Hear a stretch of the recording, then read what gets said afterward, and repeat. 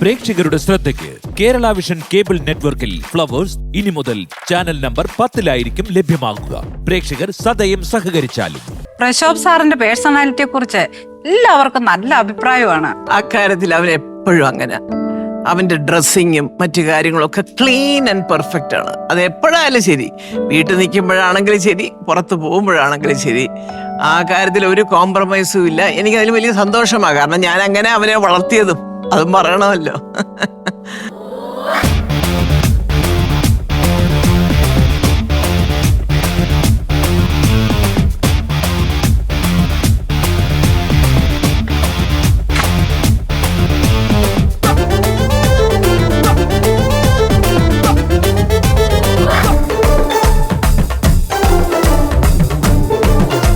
ചേട്ടൻ പറഞ്ഞ പോലെ റൊമാൻറ്റിക് ആവാൻ പറ്റിയ ടൈം. ചുരിദാറൊക്കെ ഇട്ട് നിൽക്കുക കൊച്ചു കള്ളി.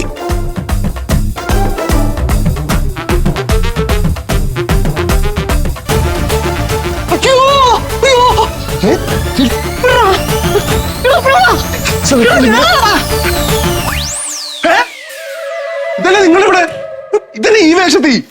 ഞാൻ ഡ്രസ് എടുക്കാൻ വന്നിട്ട് ഈ കോലത്തിലാ? ഞാന് സുരഭിയാന്ന് ഓർത്തിട്ട്. എന്റെ പൊന്നനിയാ, സുരഭിയെ കുറിച്ച് ഈ പിടി പിടിക്കല്ലേ. അതെന്താ ചത്തു? എന്തോ ഇവിടെ ബഹളം കേട്ടത്? ഇതൊന്ന് ചുരിദാറിലിരിക്കുന്നേ. ഇവൻ കുറച്ച് റൊമാൻറ്റിക് ആയതാ. പ്രശോഭേട്ടന്റെ ഡ്രസ് മൊത്തം അലമാരിക്കകത്ത് ലോക്കായി പോയി. പ്രശോഭേ, പ്രശോഭ്, ദാ വരുന്നമ്മ.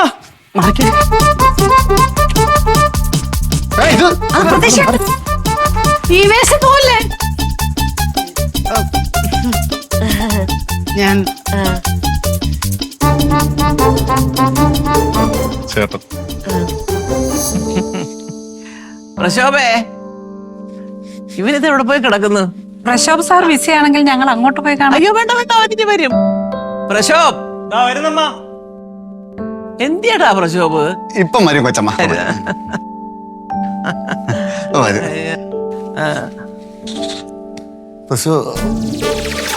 കൊച്ചമ്മ, പ്രസവന്റെ മുകളിൽ ആരോ വരുന്നു.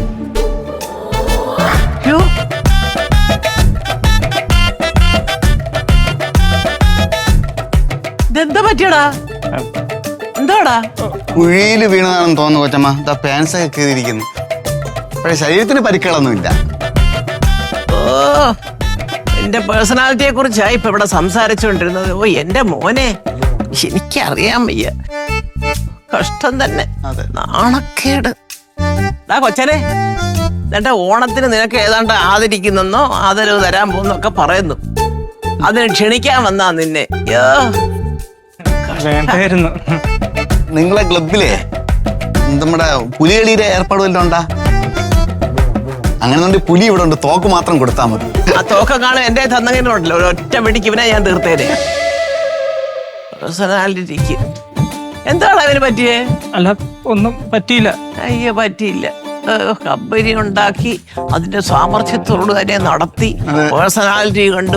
ഓ, ഇതിലും ഭേദം ടർക്കി മതിയായിരുന്നു.